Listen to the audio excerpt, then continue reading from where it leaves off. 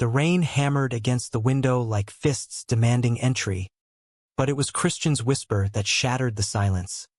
"I can't pretend anymore, Aaron." His breath was hot against my neck. His body pressed too close in the dim glow of my bedside lamp, the scent of whiskey and regret clinging to him like a second skin. In that frozen heartbeat, as his lips brushed mine for the first time, I knew the line we'd towed for years had just been erased, and my brother Max, asleep down the hall, would never forgive us. I grew up in the shadow of the Space Needle, in a cramped Queen Anne apartment where the hum of Seattle's traffic was our lullaby and the perpetual drizzle our uninvited guest. Max, 3 years my senior, was the golden boy, captain of the high school soccer team, now grinding through night classes at the community college while slinging lattes at a Pike Place coffee shop. He had that effortless charm, the kind that drew people in like moths to a flame, and no one orbited him closer than Christian Hale. Christian had been Max's shadow since they were kids, terrorizing the neighborhood with water balloon ambushes and backyard bonfires.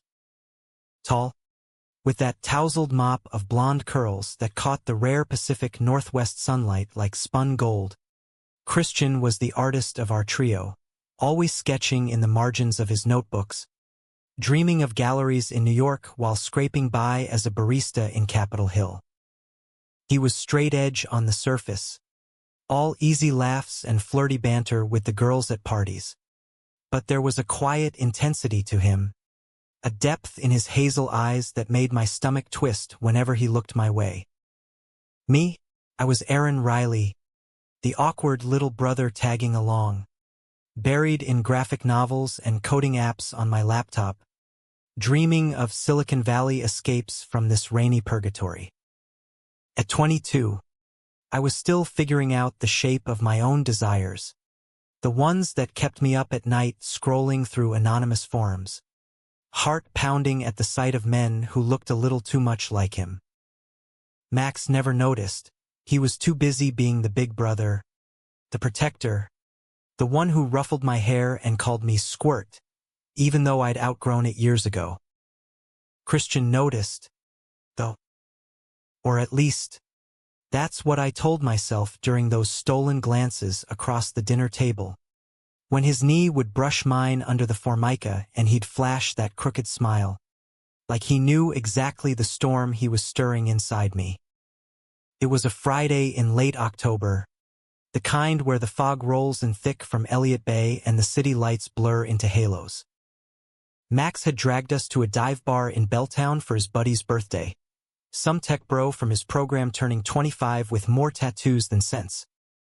The place reeked of stale beer and fried calamari, the jukebox blaring Springsteen anthems that had everyone slurring along.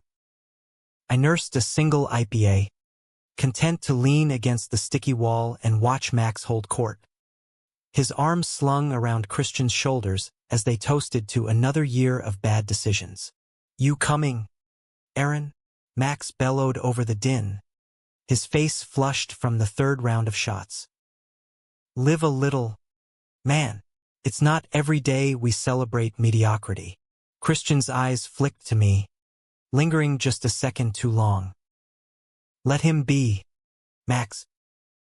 Not everyone's wired for chaos like you."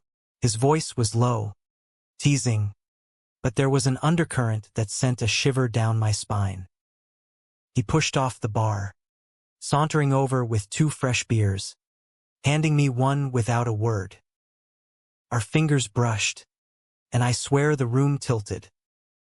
By midnight, the party had devolved into a sloppy conga line, and Max was 3 sheets to the wind, declaring undying love for the bartender.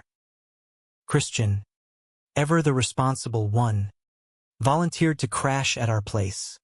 Our apartment was a short stumble from the bar, and the last bus to his Capitol Hill walk-up had long since ghosted.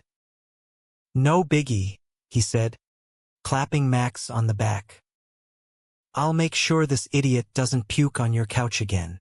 We piled into an Uber, the 3 of us crammed in the back like sardines, Max's head lolling on Christian's shoulder while I pressed against the window, hyper-aware of every shift in the seat. The rain had picked up, sluicing down the glass in sheets, turning the neon signs into smeared watercolors.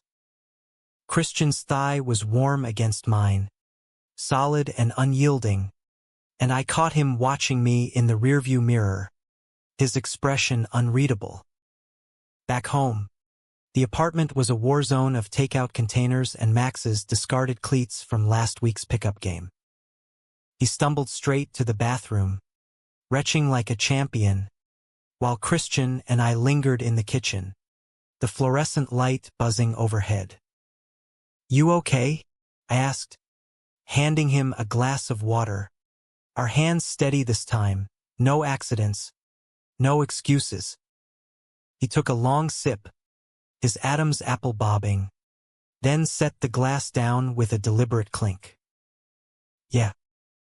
Just nights like this make you think, you know, about what's real."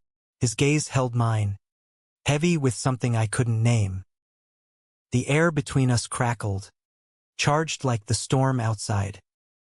Max emerged, pale but grinning, and clapped us both on the shoulders. "You two are saints. Couch is yours, Chris. Aaron, hook him up with blankets." He vanished into his room, door clicking shut, leaving us in the sudden quiet. I led Christian to the living room, pulling sheets from the linen closet, my heart thudding erratically.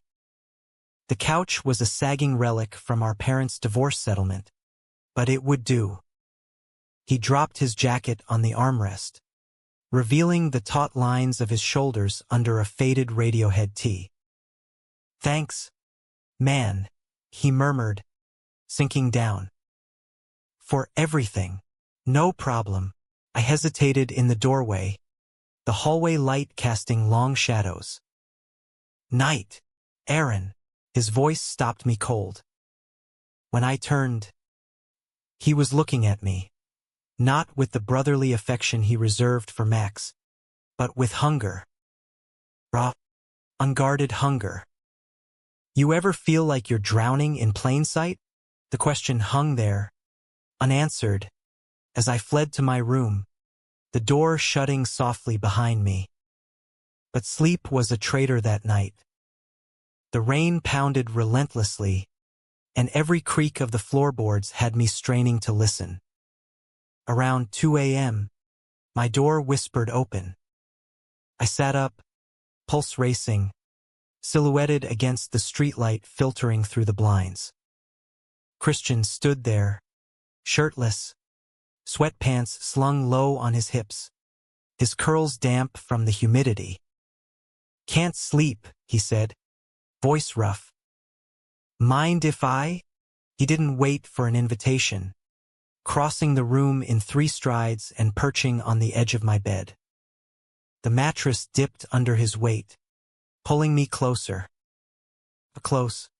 He smelled like rain and sandalwood soap, his skin flushed from whatever demons chased him in the dark. "Talk to me," I said, my own voice barely above a whisper, afraid to shatter the fragile bubble we'd created. He ran a hand through his hair, exhaling sharply. "Max is my brother, you know, not by blood, but closer. And you're off limits. Always have been." His eyes met mine, stormy and conflicted. "But fuck, Aaron. Every time I see you, it's like..." The words died as he leaned in, his hand cupping the back of my neck, pulling me into a kiss that tasted like forbidden fruit and finality. It was tentative at first, lips brushing, testing, then deepening into something desperate, tongues tangling as years of pent-up longing ignited. My hands found his waist, fingers digging into the warm planes of his back, and he groaned into my mouth, low and primal. We broke apart gasping, foreheads pressed together. This is insane, I whispered, even as my body arched toward him, traitorous and alive. I know. His thumb traced my jaw, gentle despite the tremor in his touch. But I can't stop. Not tonight. What followed was a blur of whispered confessions and fevered touches. His mouth on my collarbone, my nails raking down his spine, the bed creaking softly under our weight. It wasn't just sex. It was a reckoning, every sigh and shift peeling back layers we'd both hidden for too long. Christian moved like he was memorizing me, his hazel eyes locked on mine in the half-light, murmuring my name like a prayer. Aaron. God. Aaron. Dawn crept in gray and unforgiving, finding us tangled in sheets, his head on my chest, my fingers idly tracing the freckles across his shoulders. For a moment, felt like the world outside could wait.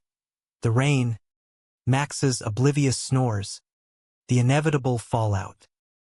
But as the clock ticked toward 7, reality intruded like a cold draft. He stirred, pressing a lazy kiss to my sternum before sitting up, regret already shadowing his features. Shit. Max is gonna be up soon. He dressed quickly, movements jerky, avoiding my eyes. Last night. It was real, I finished, sitting up, the sheet pooling around my waist. My voice cracked on the word, but I held his gaze. Don't say it was a mistake. He paused, shirt in hand, then crossed back to the bed, cupping my face in both palms. It wasn't. But we can't. Not like this. Not with him in the middle. His kiss then was soft, apologetic, promise laced with poison. Give me time. Okay, to figure this out. I nodded, throat tight, watching as he slipped out, the door latching with a finality that echoed in my chest. Time. As if Seattle's relentless gray hadn't already stolen enough of it. Breakfast was a minefield of normalcy. Max shuffled in, hungover but hearty, slapping Christian on the back as he poured coffee. You snore like a freight train, dude. Aaron, you survived the symphony. Christian shot me a quick glance, his smile forced. Slept like a baby. Your brother's a great host. I managed to laugh, stirring my oatmeal into oblivion. Anytime, under the table, his foot nudged mine. Accidental? Intentional? And heat flooded my cheeks. The rest of the morning blurred. Max rambling about his shift, Christian sketching idly on a napkin, me stealing glances that lingered too long. By noon, he was gone, hugging Max at the door with bro-code affection, then turning to me with a nod that said everything and nothing. See you around, Aaron. The door clicked shut, and the apartment felt hollow, the rain outside mocking my solitude. I collapsed onto the couch, replaying every touch, every word, the ache in my chest blooming into something sharper. What now? Confess to Max and watch our family fracture? Pretend it never happened and let the lie fester? Christian's words echoed. Give me time. But time, I was learning, was the cruelest betrayer of all.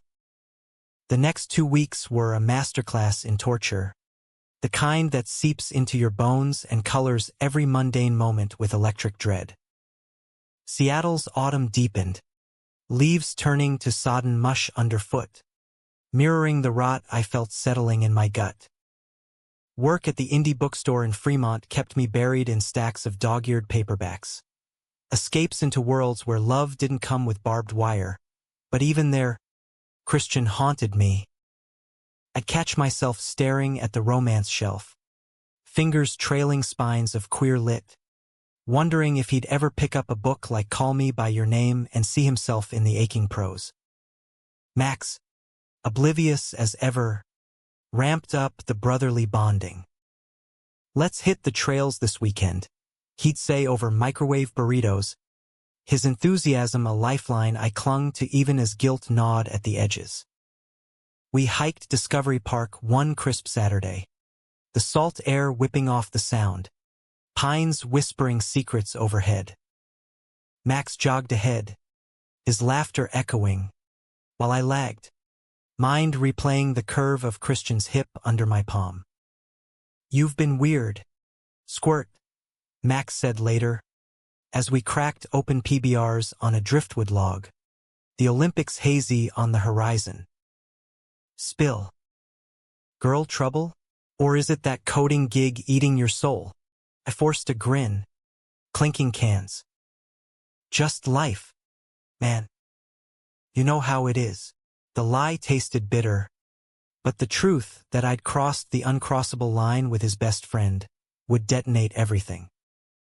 Max had always been my anchor, the one who held my hand through Dad's abandonment and Mom's slow fade into remarriage across the country. Betraying him felt like amputating a limb. Meanwhile, Christian's silence was a void sucking the air from the room. No texts, no casual drop-ins, just radio static where his easy presence used to be.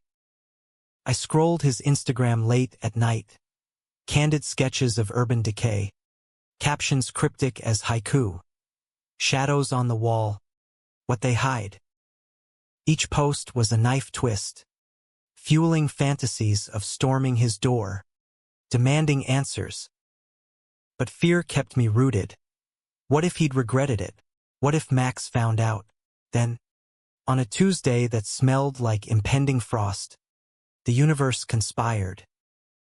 Max burst through the door after his shift, eyes wild, dangling keys. "Road trip." Chris scored tickets to that indie film fest in Portland. "We're leaving at dawn. Pack light. Aaron." "You're coming." My stomach plummeted. "Me? Why?" "'Cause you're moping like a wet cat, and fresh air or stale theater seats will fix it. Besides, Chris asked for you." He winked, oblivious. "Said something about needing your tech wizardry for his laptop." I wanted to argue, to feign a deadline, but the hook was set. Christian had asked for me. By 6 a.m., we were piled into his beat-up Subaru, a relic from his college days, the dashboard littered with mixtapes and crumpled Starbucks cups. Max rode shotgun, DJing a playlist of The National and Bon Iver, while I huddled in the back, knees to chest, stealing glimpses of Christian's profile, jaw set, curls tamed under a beanie, hands white-knuckled on the wheel. The drive south was a pressure cooker. Max dozed after Olympia, leaving us in loaded silence, the Willamette Valley unfolding in golden fields under a rare blue sky. "Hey," Christian finally said, eyes on the road. "About that night. Don't." My voice was sharper than intended, arms crossed tight. "Not here." He glanced in the rearview, hurt flickering. "Aaron, I meant what I said. Time. It's just complicated." "Complicated how?" The words tumbled out, low and fierce. "You kiss me like that, then vanish. What am I supposed to think?" Max stirred, mumbling about tacos, and Christian's jaw tightened. "Later. Promise." Portland greeted us with hipster bustle, food carts steaming under strings of Edison bulbs, the Pearl District alive with buskers and bookshops. We checked into a kitschy Airbnb, a converted Victorian with creaky floors and a clawfoot tub that screamed rom-com potential. Max claimed the master, leaving Christian and me to share the cramped attic room.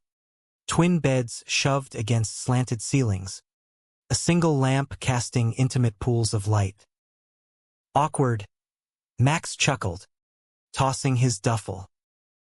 Don't kill each other over the bathroom. Dinner was Thai takeout on the living room rug.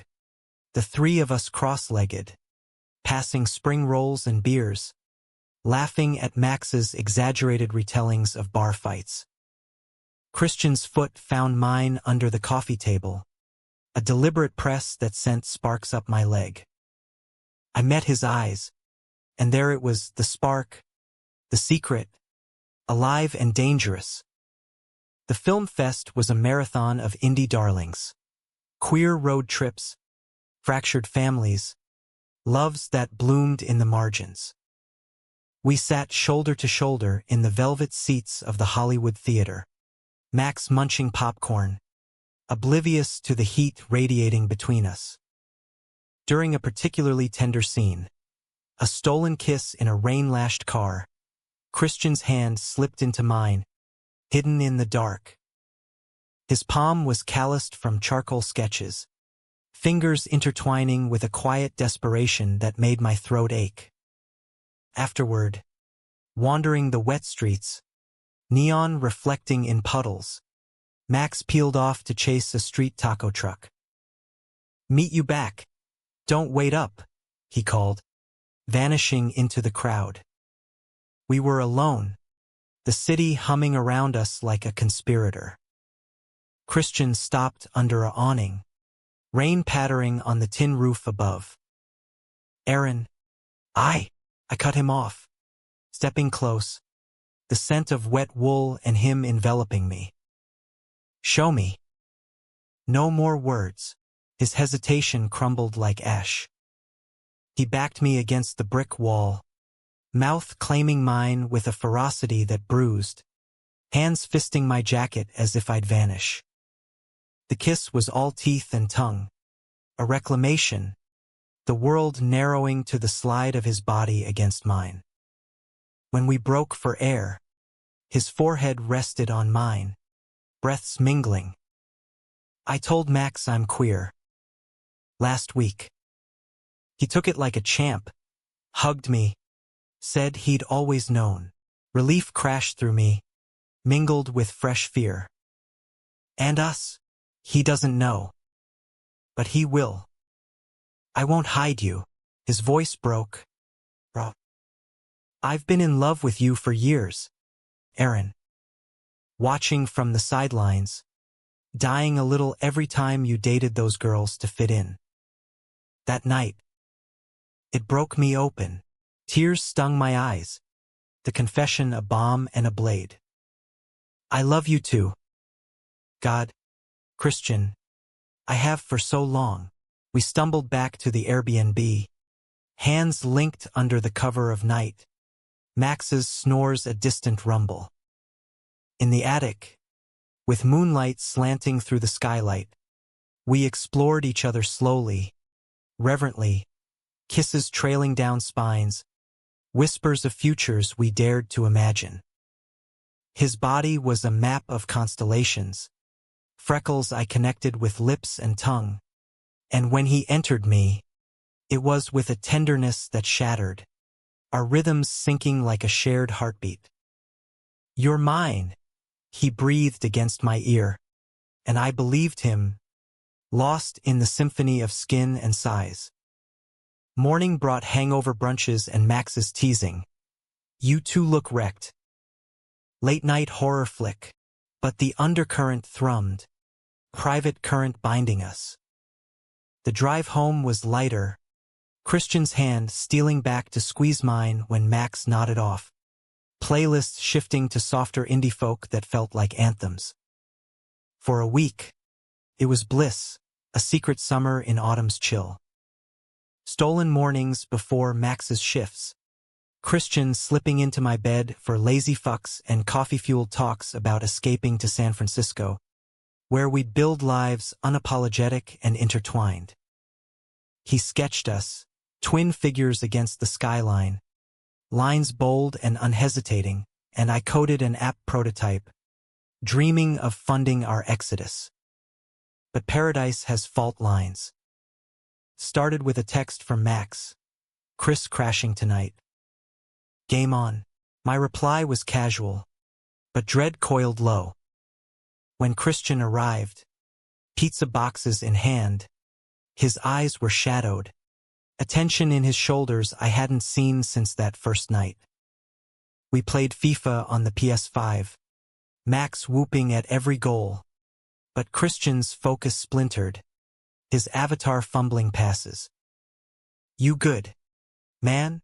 Max asked during halftime, pausing to crack beers. "Yeah, just stuff." Christian's smile didn't reach his eyes. He glanced at me, apologetic, then excused himself to the balcony, phone pressed to his ear. I followed a minute later, the slider door muffling Max's trash talk. Christian leaned on the railing, city sprawl glittering below, his voice low into the receiver. I said no. "Jamie. It's over. We're done. Jamie." The name landed like a gut punch. I'd heard whispers, some ex from college, a barista fling that lingered like bad cologne. But over, then why the call?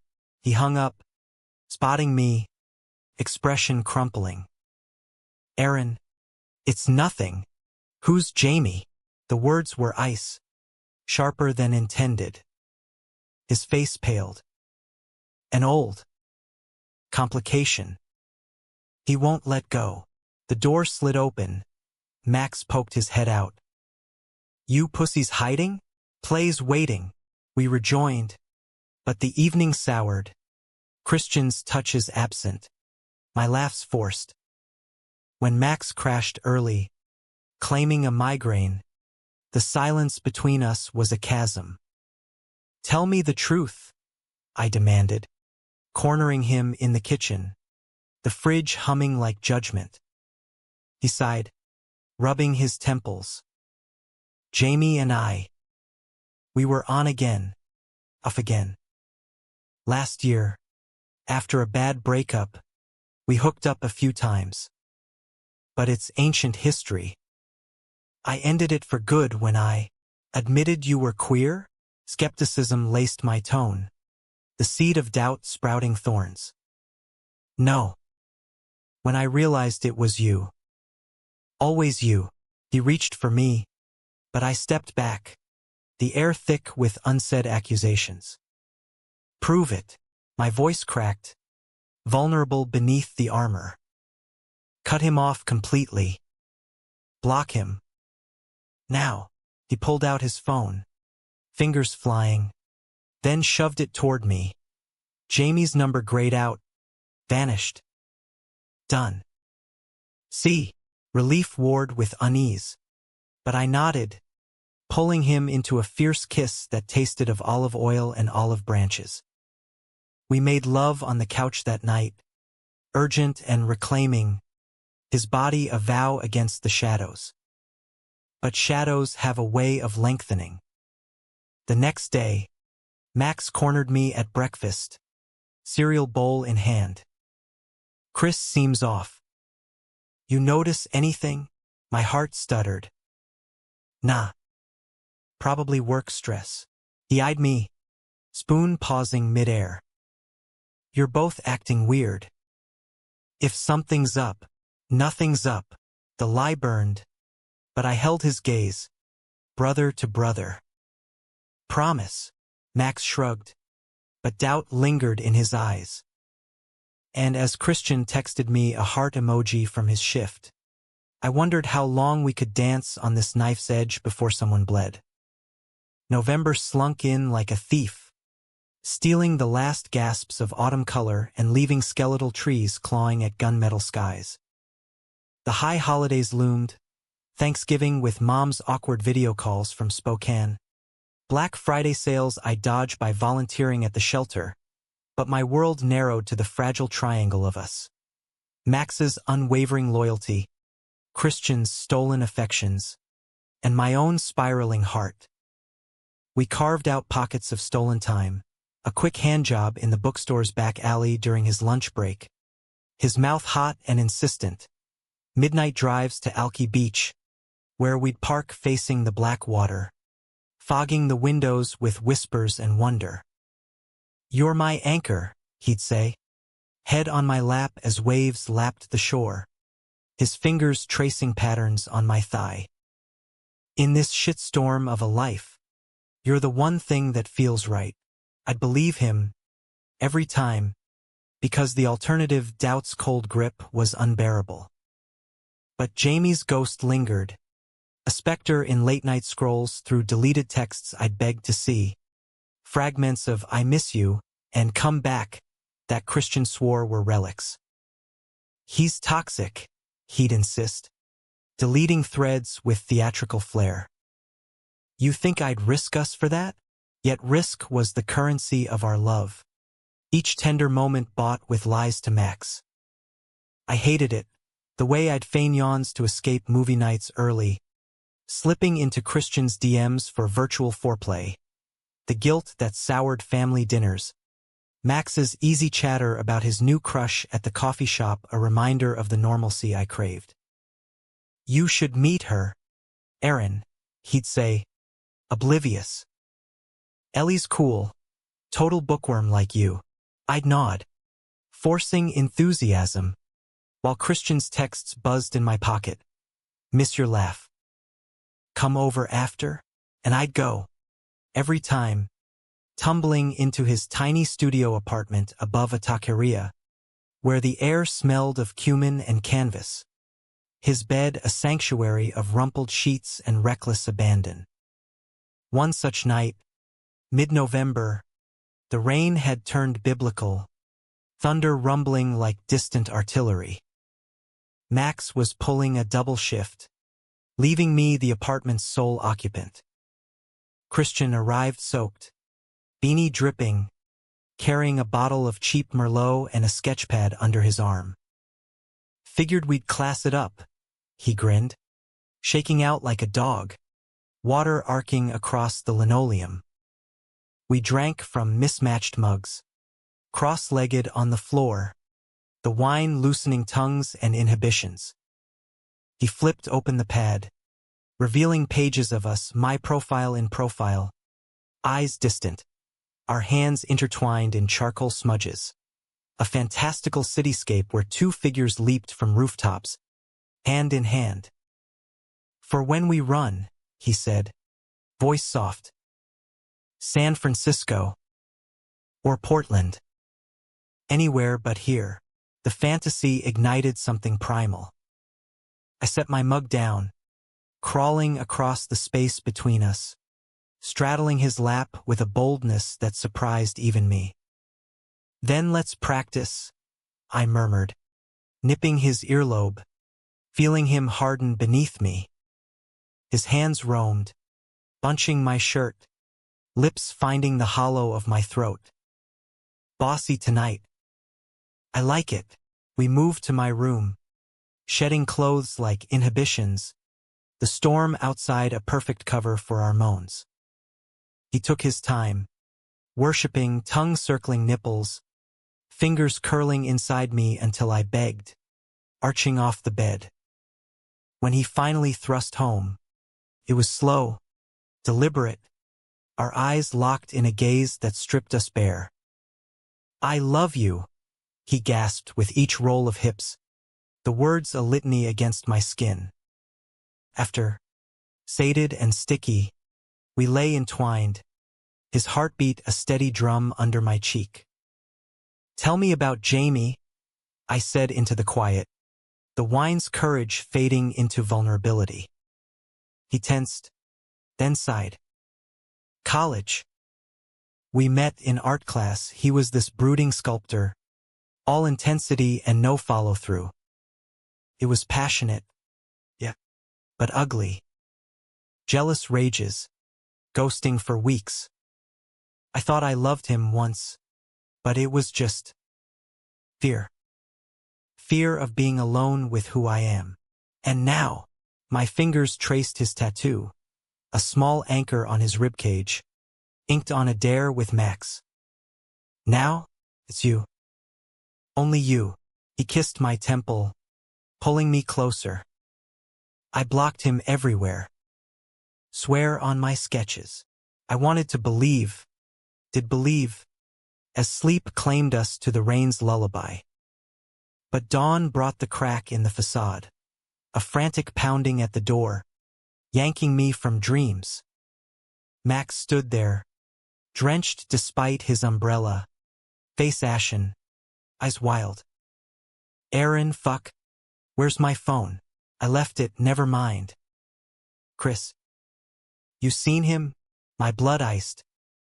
Christian stirred behind me, half hidden by the door. Morning. Max, he called, voice casual, but I caught the edge. Max pushed past, dripping on the rug, then froze, piecing it together, the rumpled bed visible through the cracked door, Christian's shirtless form, my guilty flush. What the hell? The explosion was inevitable. Max whirled on Christian, fists clenched. You? With my brother? How long? Chris. How fucking long? Max. Wait. I stepped forward, but he shoved me back. Not hard, but enough to sting. Don't. Just don't. His gaze boomeranged between us, betrayal etching lines on his face I'd never seen. I trusted you. Both of you. This is love, Christian cut in, rising, pulling on his jeans with defiant calm. It's love, man. Real. I was gonna tell you. Bullshit. Max's laugh was hollow, eyes glistening. You slunk around behind my back like some coward. My best friend. My brother. The word landed like a slap, and I flinched. Max, please, I begged, reaching for him. We didn't mean. Save it. He stormed to the kitchen, yanking open drawers, slamming cabinets. I'm out. Need air. The front door slammed, rattling the windows, leaving a vacuum in his wake. Christian crossed to me, arms enveloping, but I shrugged him off, chest heaving. This is on us. We should have told him. He needed time, Christian protested, hurt flashing. Like I did. Time? That's your answer for everything. Anger surged, hot and unbidden. Jamie's calls. Your silences, now this? What else are you hiding? His face hardened. Nothing. I swear, but the seed, once planted, festered. That afternoon, alone while Christian chased after Max for damage control, I did the unthinkable. I unblocked Jamie on a burner app, curiosity a siren call. His profile was a wreckage, selfies in dimly lit bars, captions dripping resentment. Some people don't deserve second chances. A DM history, archived. Tell Chris I know about the little brother.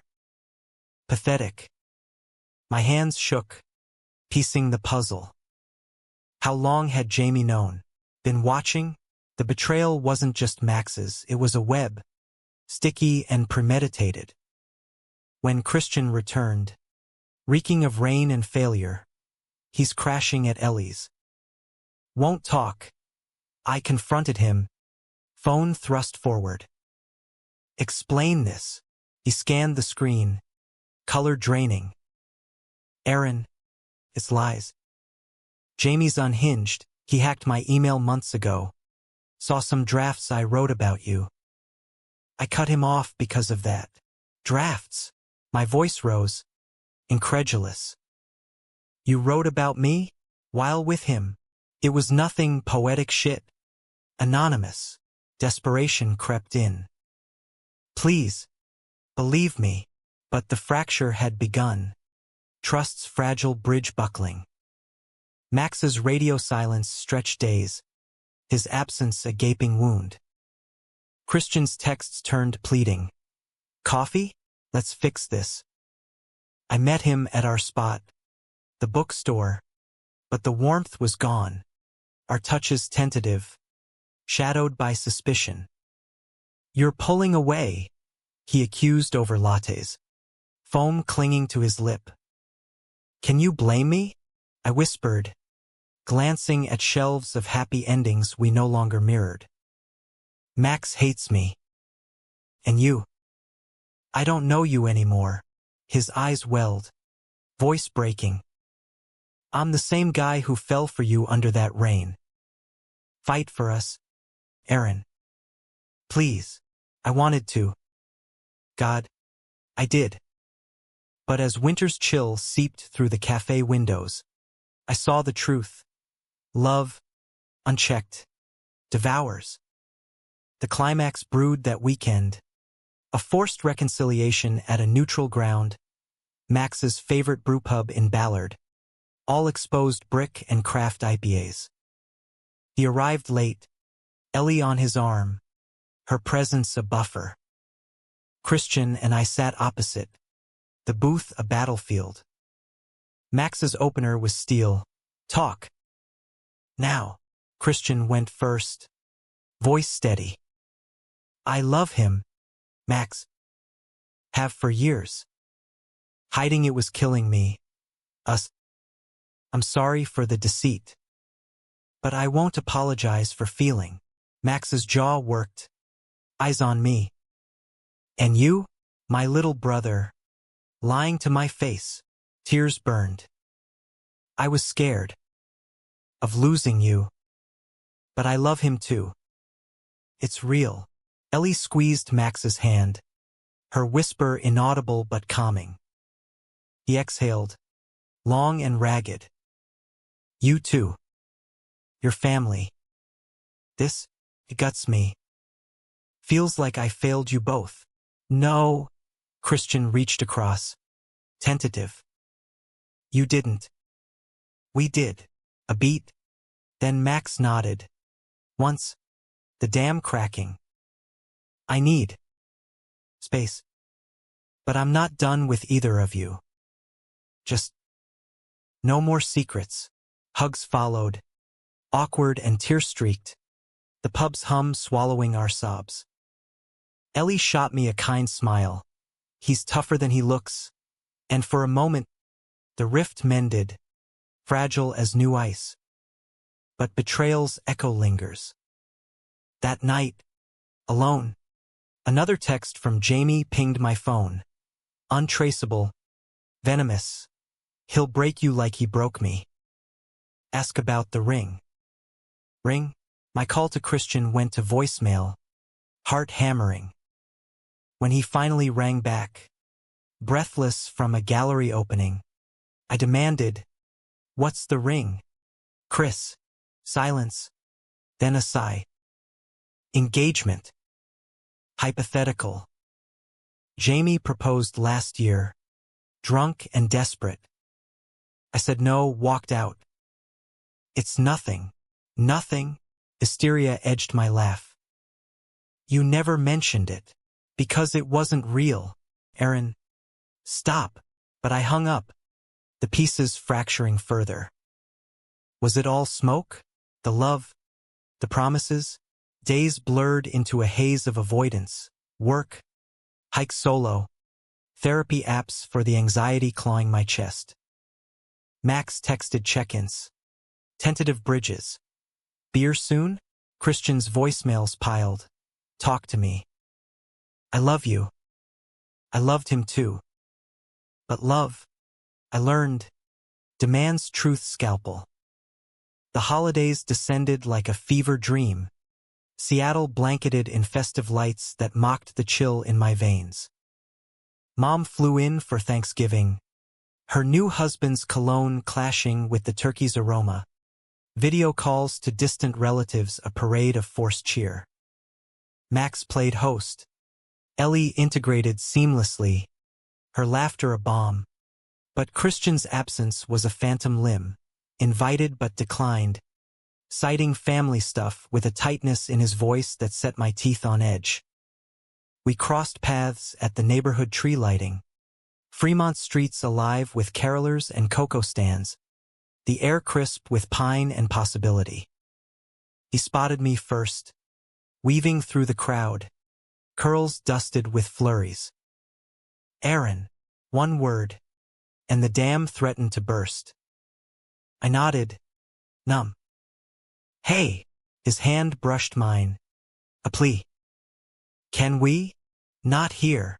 But my resolve crumbled under the fairy lights, and we slipped into a shadowed alley behind the bakery, the brick cold against my back as he pressed close. I've missed you, he murmured, lips grazing my temple. This silence. It's killing me. Me too. The admission escaped. Raw. And his mouth found mine. Soft at first, then urgent. A collision of need and neglect. Hands roamed under coats. Breaths clouding the air. The distant hum of Silent Night, an ironic soundtrack. Come home with me, he begged against my neck. Tonight, I went. His studio was a cocoon of warmth. Candles flickering on milk crates. A fresh sketch of us pinned to the wall. Bolder than before. We undressed slowly, reverently, mapping scars both seen and unseen. His body was familiar terrain, yet each touch felt rediscovered.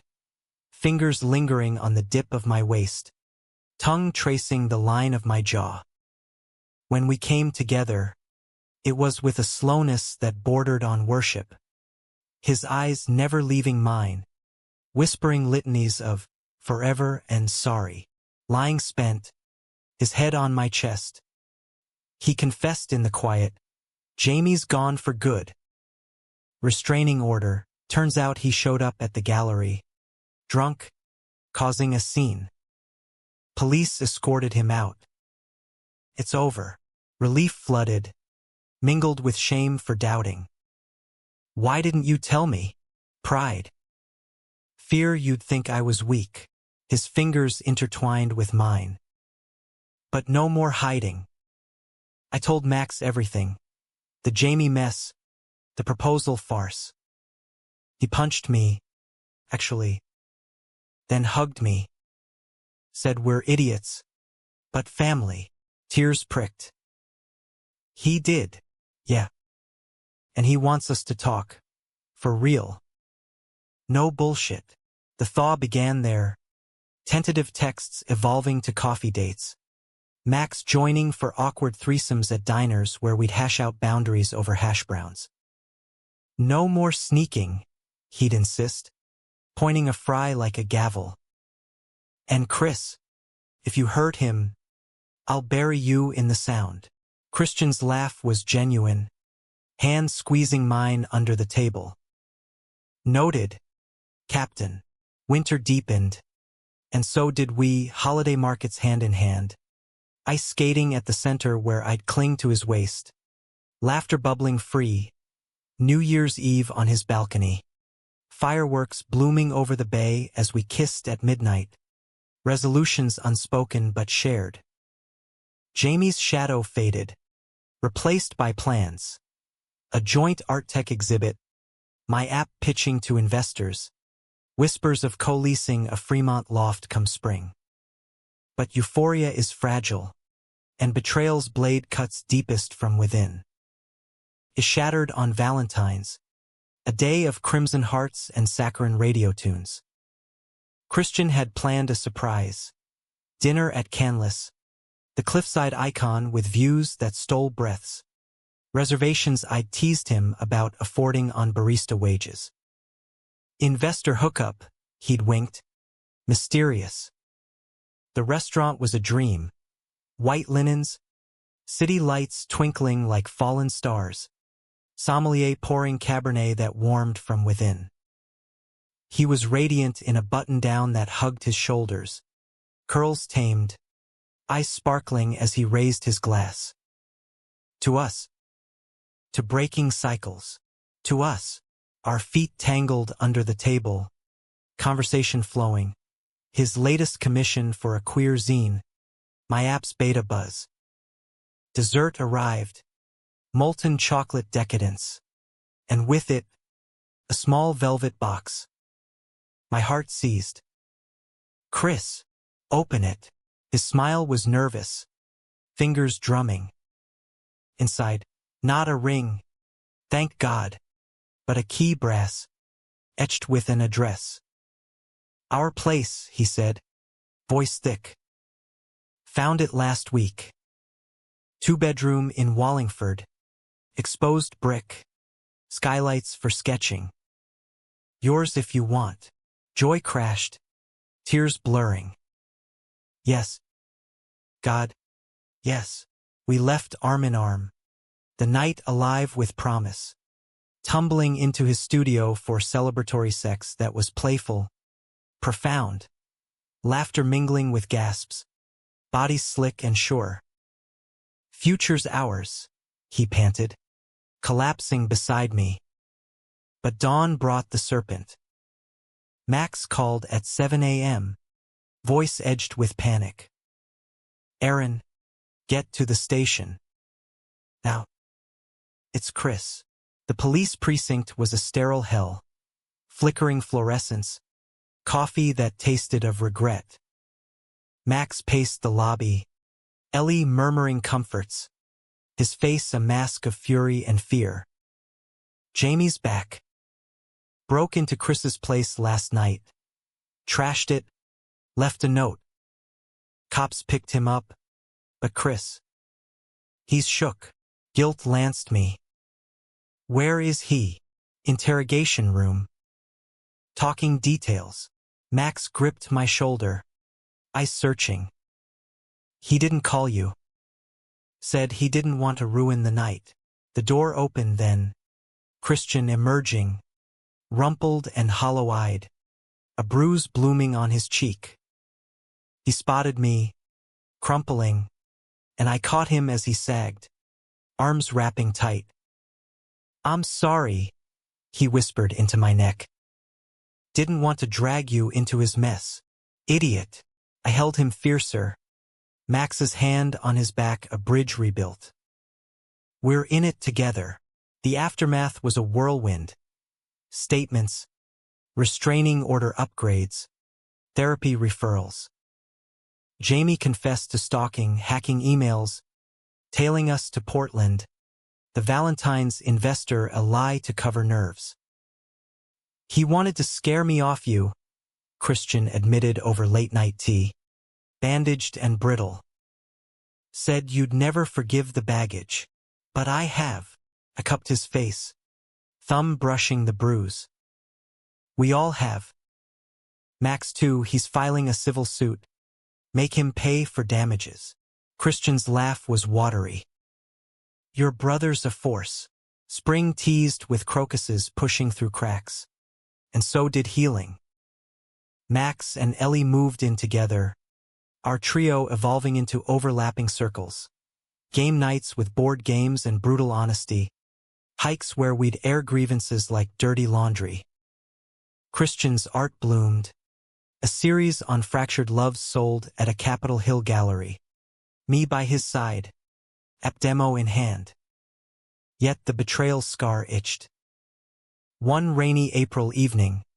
Post-opening. Champagne buzz fading. I found his phone on the counter. Screen aglow with a text from an unknown. Missed you tonight. Jamie? Impossible, locked up pending trial. Heart pounding. I scrolled. A thread. Weeks old. From Jules. Casual check-ins. Then flirtier. Can't stop thinking about that night in Portland. Portland. Our trip. My vision tunneled. Christian. He turned from the sink. Dish towel in hand. Face paling at my expression. What's, oh God? Who's Jules? The name tasted like ash. A friend.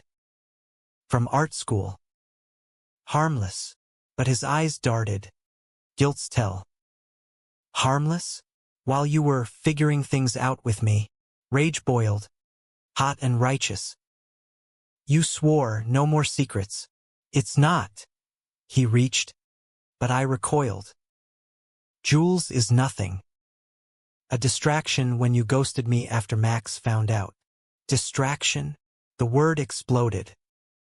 I was hurting. And you? What? Hooked up. Silence condemned him. Once. Stupid.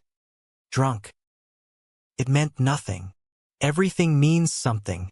I stormed out, rain soaking me to the bone, the key to our future heavy in my pocket. Max's place was dark, but Ellie answered, pulling me in with tea and tissues. He fucked up, I sobbed. Again, she nodded. No judgment.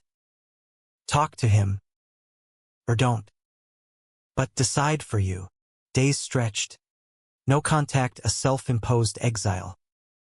Christian's voicemails were novels of remorse. I panicked.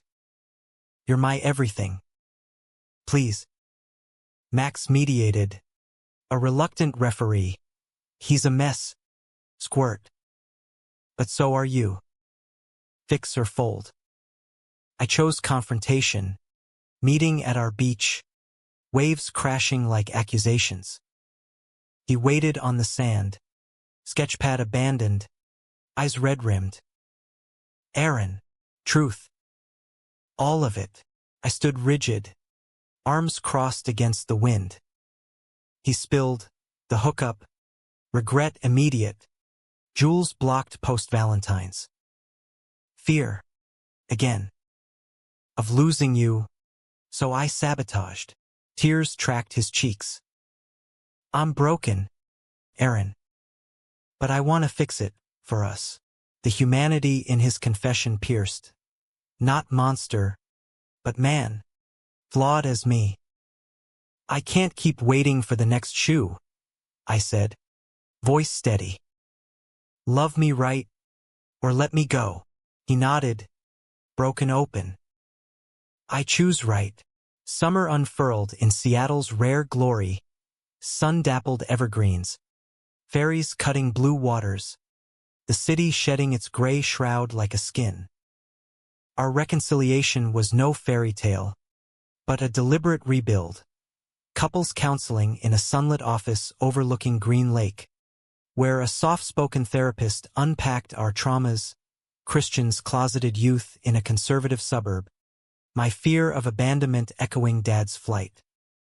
Max joined sessions sporadically, his presence a grounding force, Ellie's quiet support the glue. We moved into the Wallingford loft in June, boxes unpacked to indie rock anthems, Max hauling the couch with grunts and jokes. If I hear one creak from your room, I'm soundproofing. Christian's laughter rang true. Sketches papering walls, us in repose. Max as a caped crusader. Abstracts of storms yielding to sun. My app launched to modest fanfare, a queer networking tool.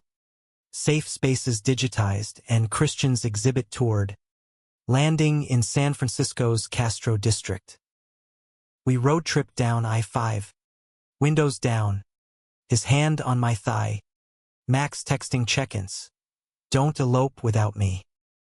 The city by the bay was revelation. Rainbow flags whipping in the breeze.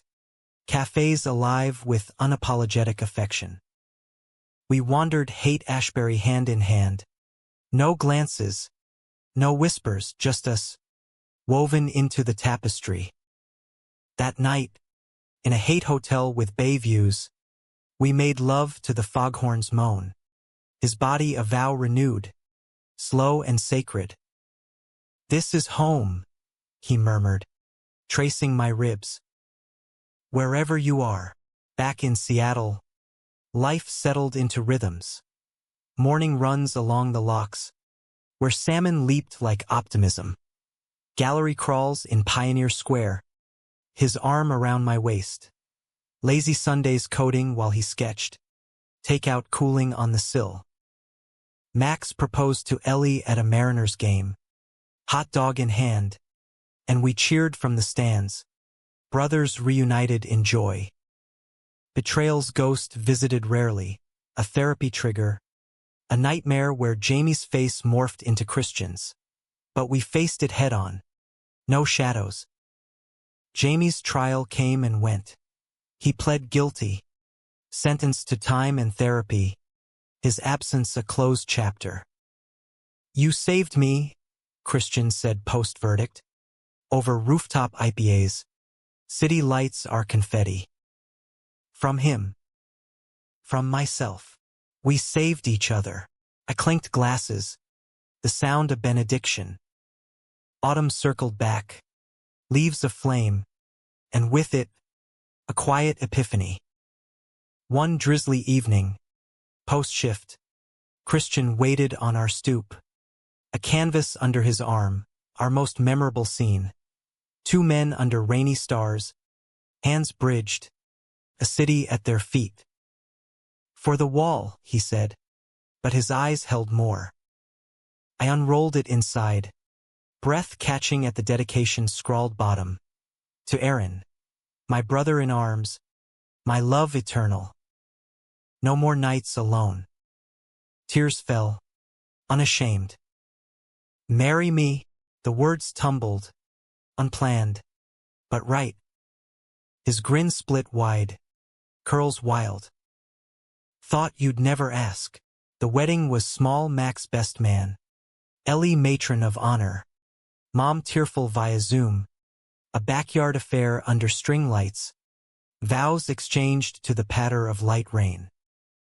"I promise to hold your shadows," Christian said. Ring sliding home, simple tungsten, etched with anchors. "And dance in your light." "I promise to build with you," I replied. Voice steady, brick by flawed brick. Max's toast was gold. "To the idiots who taught me family isn't blood, it's choice. And love is the messiest, best choice of all." We honeymooned in the San Juans, kayaking emerald inlets, nights in a cabin where stars blanketed the sky.